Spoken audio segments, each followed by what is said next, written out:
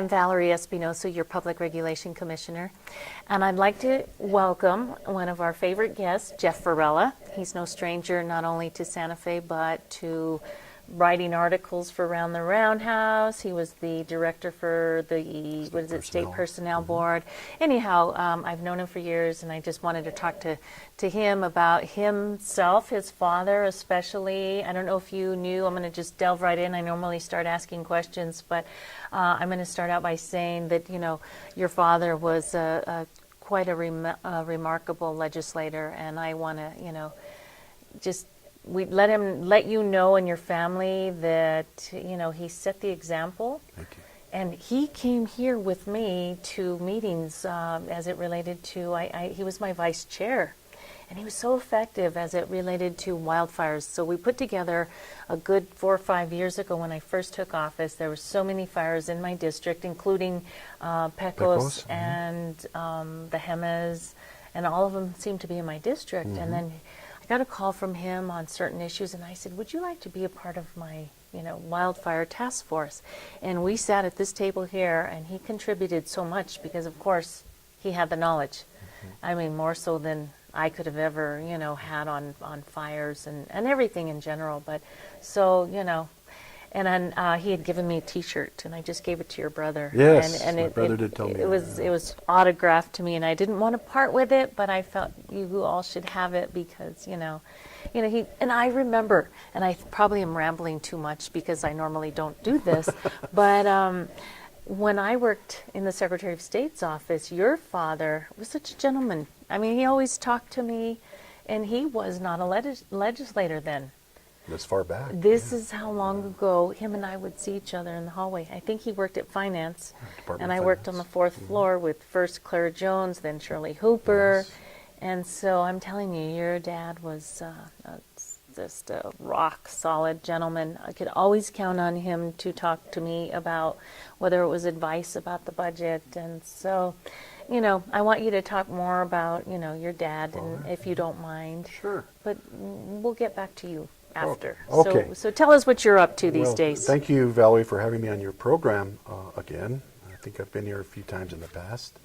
You know, my father, Representative Lucky Varela, served Santa Fe in District 48 for 30 years in the House of Representatives. And, you know, Dad got sick about this time last year and suffered a heart attack. And, you know, we thought he was starting to make a pretty good recovery from that. And we were going through therapy, we were helping him through therapy, and he kind of took a turn for the worse last summer in June when his heart condition started to fail him again.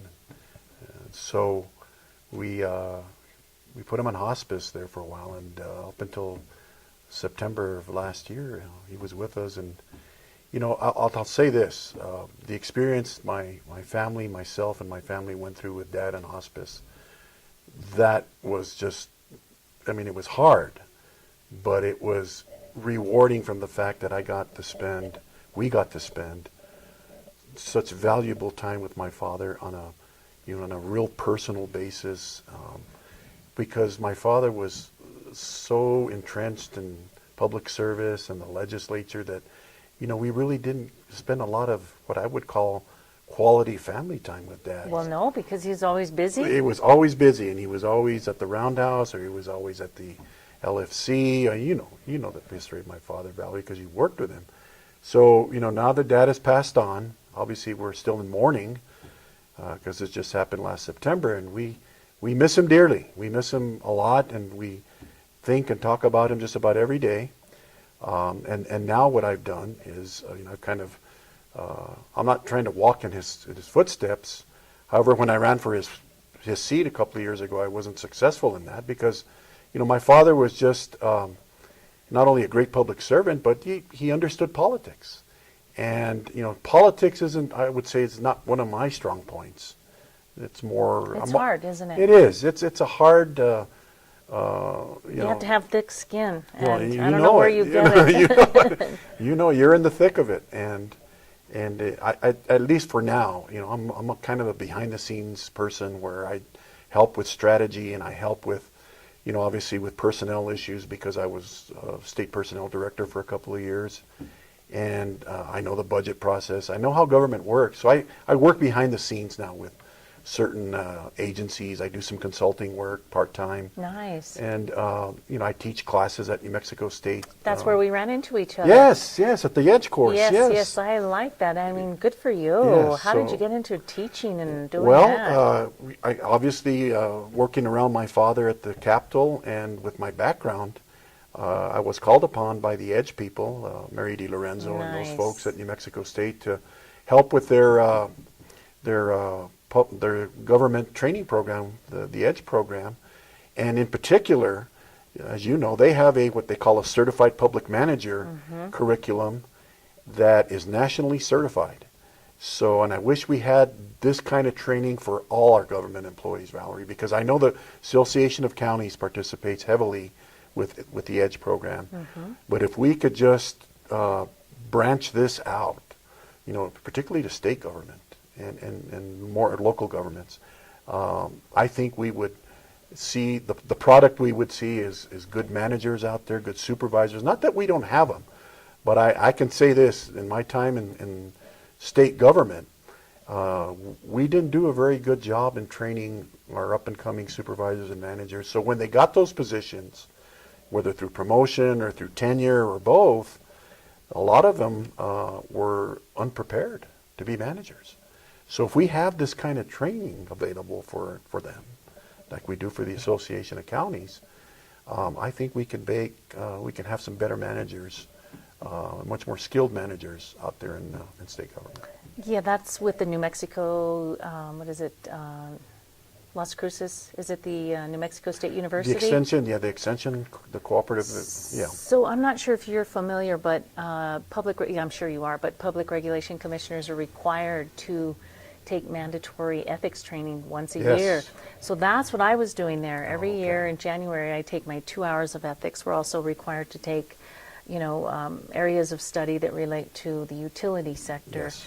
And so Good. that's where I got to see you, and I was grateful to run into you because I've always wanted you to come back and talk not only, just about what you're up to, but to thank your dad in a very huge way from all of us. And Thank you. they don't make them like him. And we say that No. all the time because they really don't. People are not as, even if you think about, because you were at the personnel board, it takes a lot to motivate employees to work. And, we are all old school. And our parents taught us, Yep. you go to work every day, you don't be calling in sick. And now I don't know what it is. The millennials, you just, they have their own agenda, and it's great. They're very sharp. My brother's written some books on millennials, but it's like the devotion to, commit yourself to come to work is kind of difficult to find. Well, it is, and you mentioned millennials, and I've done a little reading and research on millennials, and it's interesting that we have that type of workforce now. They call themselves as a Generation Y or X, Generation X, and I hear this a lot. But at the end of the day, Valerie, if you think about it, and you're a veteran of government, you know this. It always comes back to those fundamentals of public service and whatever area you work in. My father excelled in finance, and I happened to work in human resources, and you worked in a number of places, but you understand that at the end of the day, the public has an expectation of public employees. And this is what my father instilled in myself and my family. My Sure. family, the majority of my family are public employees to this day. And my daughter, my oldest daughter, works for the administrative office of the courts. And I constantly remind her of this. She comes home with problems, and they're management problems or co-worker problems, and it seems like I'm her instructor, right? So I'm talking to her the way my father She's used lucky. to talk to us. She's lucky to have you. And we talk about ethics when you're a public employee, and these are the kind of things that my father wanted to pass down, to generations like myself. I'm a student of my father, and I've heard from even some candidates that are running for public office today that they are in some way or another students of Lucky Varela. And so if we can, whether through it's the political action committee or through some kind of curriculum, I want to be part of that in developing that for our public employees. Because I just think that whether they're millennials or whether they're Generation X, at the end of the day, we're all paid by public dollars, and there's an expectation from the public. Thank you for saying that, Okay. because I think, working and getting a day's pay for a day's, when does it work, is the way it is and should be. Yes. And so I'm glad you said that. Yeah. And then when you mentioned when I used to write the articles for the Roundhouse System. I missed that. Well, there were some. Useful information. Well, yeah. I mean, my intent when I was writing my articles about public employees was just that. I didn't get into politics. I stayed away from politics in my articles intentionally, because I wanted the articles and the Roundhouse people at the time wanted the articles to be focused on public employees. The trials and tribulations of working in public service, and that's what I wrote about. And I thought I was pretty sincere in my articles about those issues that confront public employees, because let's face it, particularly here in the north and in Santa Fe, a large majority of the population are comprised of public employees, whether they're state, county, or city employees.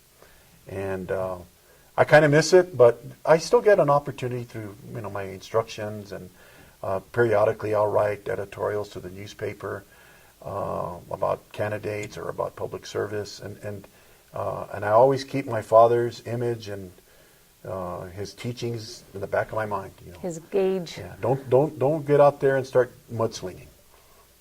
If you don't have something either educational and or positive to say about someone, don't say it. And I try and live up to that. Maybe sometimes I slip a little bit because I'm too competitive or something like that. But for the most part, I'm still a student of my father, and hopefully we can pass on things to future generations of public employees. So when you were at the PRA, I know a lot of people ask questions now about the grandfathering in. We're not sure how that works. So let's say somebody's been retired for 20 years and they come back to work. Are they part of the system that can come back and work and get a double dipper check? Oh, no, that's done? Yeah, we went through a couple of years of people double dipping, as they call it, coming back to work, and sometimes in the same position. And I think you remember all the media attention that was devoted to that. And my father actually carried legislation when he was in the House to stop it, the double dipping, and to provide a structure for people to come back to work under the PRA system. Because once you've determined and you've made that determination to retire from public service, then my father, in principle, felt that was the case. You retire from public service, another chance. give somebody else the opportunity to move up and take your place in the retirement roles. Now, there's an issue now with public service, or public safety, I should say, employees that want to come back to work. And I think the city of Albuquerque is a proponent of bringing back former police officers to work and be able to collect both their pay and their pension. Well, again, what would Lucky say, right? And my father was just adamant that, now if police officers want to come back and suspend their retirement and continue working, that's fine. But to be able to come back and collect your pension and collect pay, it's really like supplementing your income, isn't it? Because at the expense of the retirement system. Now, doesn't it work the same for elected officials? I just found out that, so let's say, for example, I guess we'll use somebody else, not me. So I retire, but then I run for office. I was told that you could collect both pensions. I don't know if that's something new. Well, so if I'm a state employee, I retire from state government, and I run for political office, because I'm already collecting a pension, I can exempt myself from PRA. Oh, so that's what people do. That's they what people just do. Stop, yeah. Or what do you mean? Well, people in situations like mine. If I was a retired public employee and I come back and I run for political office and I win, I would PRA would give me the option to exempt myself from PRA and not be part of PRA because I'm already collecting a pension from the system. So that's how we work it now. Darn it, I wish we still had you there. We get so many people that come here to the PRC because our building is the old PERA building. Right. And I've always thought, how are we going to change the name of this building? Because I have so many little seniors, viejitos and viejitas that come here looking for the PERA building. So then I have to try to give them directions to go way out there, and then, it's by the New Mexican, and, I wish we could, why don't you work on that for me, getting this building changed, think of it, the name. You brought up some history here, Valerie, because originally this was the PRA building, and, when they, Apodaca Hall was named after a former PRA board chairman. What was his name? Was it Governor? No, it wasn't a governor. It was, Fabian Chavez is turning in his grave, if I forgot this. Robert Apodaca, I think. Anyway, he was on the PRA board, so the big hall here, the meeting room downstairs, is named after a former PRA board member. And there's been many. There's been, PRA board chairmen that have served, including myself when I was on the PRA board for 8 years. And one PRA board member that stands out that I served with as a mentor of mine was Fabian Chavez. Fabian was... You're totally old school. Oh, gosh. I remember. Yeah, Fabian was a mentor of mine, and, Fabian was a state senator and very distinguished public servant. So I remember when we were on the board, Fabian and I and others, we made a conscious decision to sell the building because PRA, the trust, the retirement fund owned the building. It wasn't a state building before. So when we put the building up for sale, the state wanted to use their appraisers to appraise the property in the building. Is it true that there's ghosts under here? Or a cemetery or something? I won't say it's true, but I've heard the stories. This is a good program. I've heard this, yeah. So we told the state, thank you very much. We'll get our own appraisers, the board, the PRA board. So we did. We hired our own appraisers, and I don't think the state liked that when we did that, but it was our building, and we got it appraised at a higher value than their appraisers appraised it at, and we offered the building for sale. Now the thought behind some people, I got criticized. I was chairman of the board at the time, and I got criticized for putting the building up for sale from people that on the board that had worked here. Victor Montoya worked here for many years, and I remember Victor. He was an opponent of it. But our reasoning was, we were landlords in this building for a number of state agencies, as you know, sure. Right? And the cost of running a building this size, pay? Yeah. Yes, we were actually, I don't think we were even breaking even in renting space out in this building or leasing space.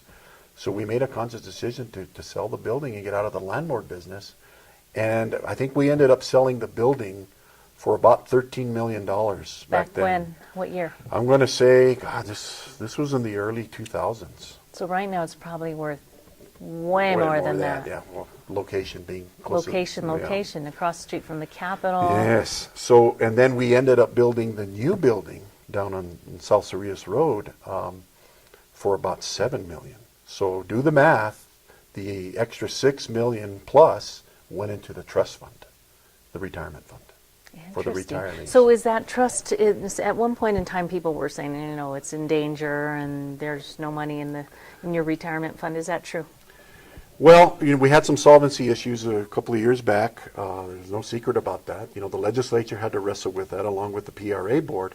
And I think the solvency plan that the PRA board put together back then, and they put it into place, of course, with the help of the legislature to do that. And we, the employees had, instead of a 25-year retirement plan, now we've got a 30-year retirement plan, because that was part of the solvency, making the fund more solvent. So the employees had to take some credit here because they had to bear the brunt of that solvency plan by extending their or decreasing their benefits. Actually, you go from 25 years to 30-year eligibility now.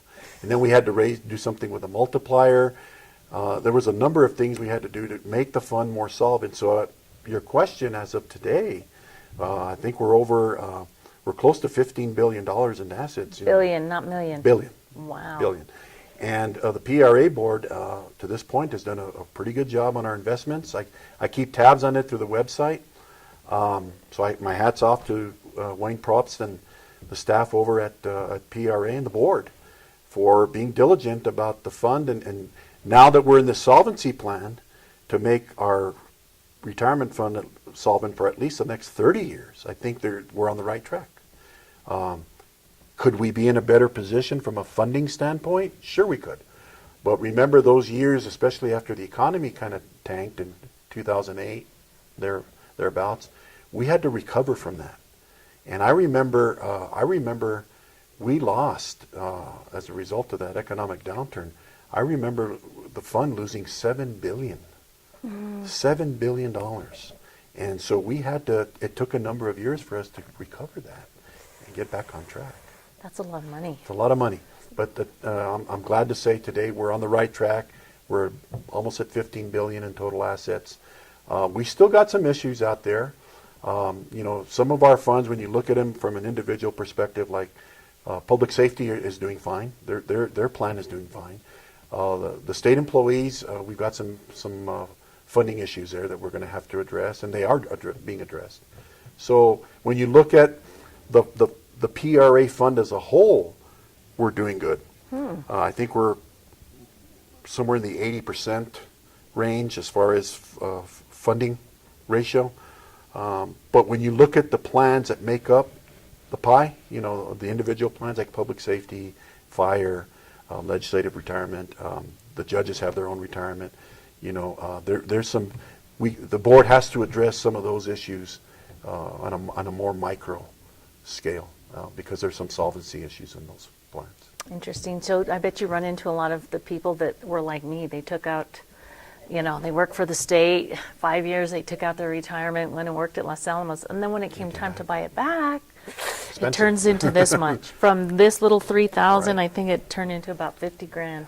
And a lot of people, they would ask me, but even now, I get emails and do you tell them, no, don't do it? I tell them, don't do it. And I said, and if you do it, it's going to be much more expensive to buy it back because of interest.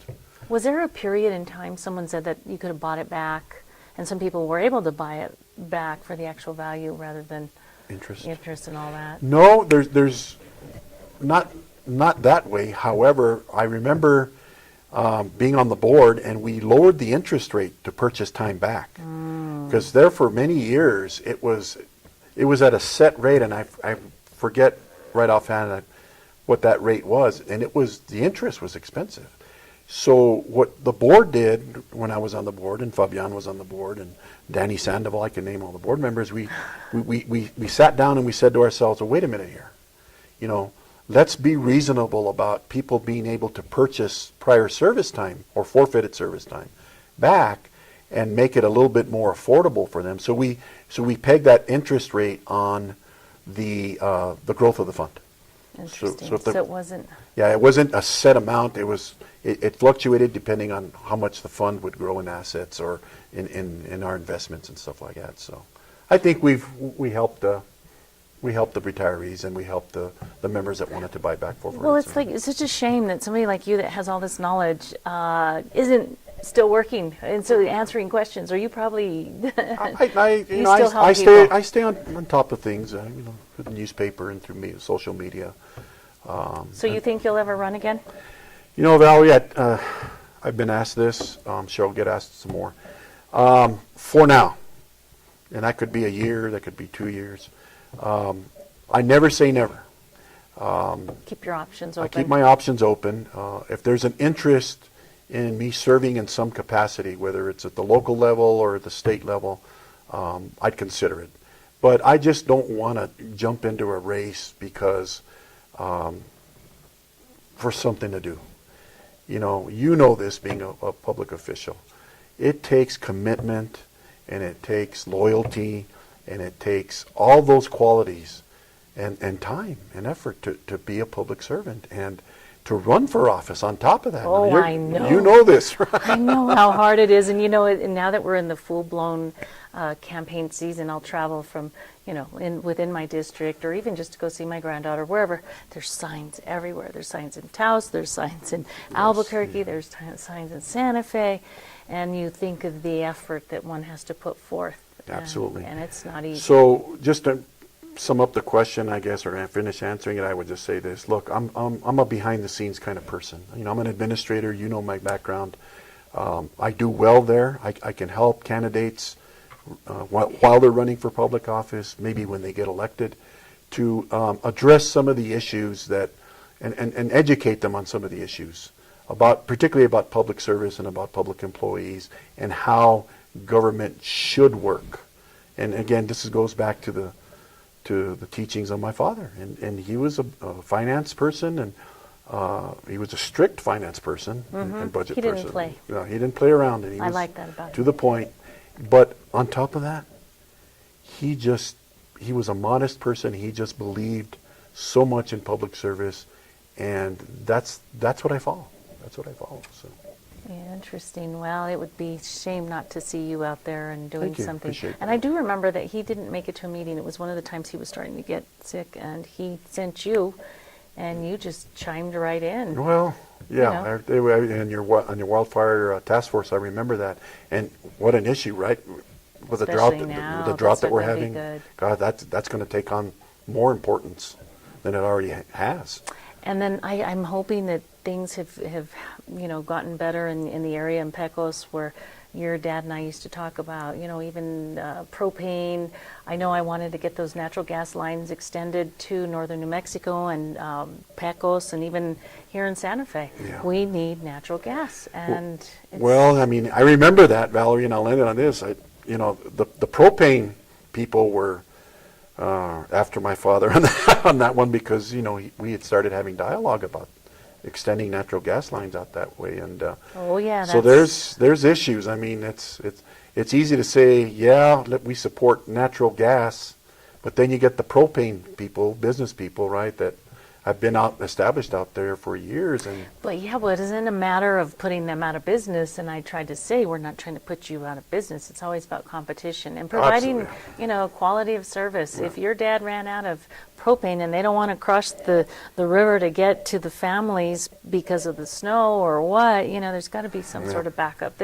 You can't. And I felt that that's the response we were getting. Right. Well, you're right. I mean, competition, that's the driver here for both the propane industry and the natural gas people. And I think I'd like to see that effort continue.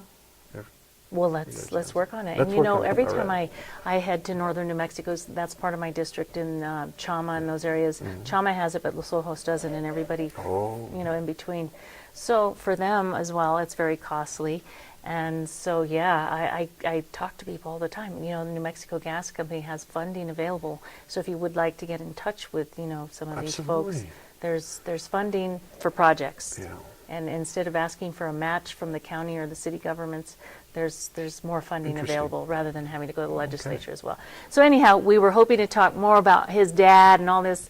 We love him, and I just took advantage of you and started talking about PRA and retirement. I enjoyed it. I really did. And you. Thank you. And so we wish you luck. You're very, you know what you're doing. I hope to hear more from Been you. around the block a few times. Yeah. No. I mean, stay active, stay busy, and All we're right, here Valerie. for Thank you for having me on the program, and thank you for remembering my father. the way you did. Absolutely. Yeah. All right. Hats off to him. Thank you for being here. And if you'd like to air on my program, please call me at 827-4533.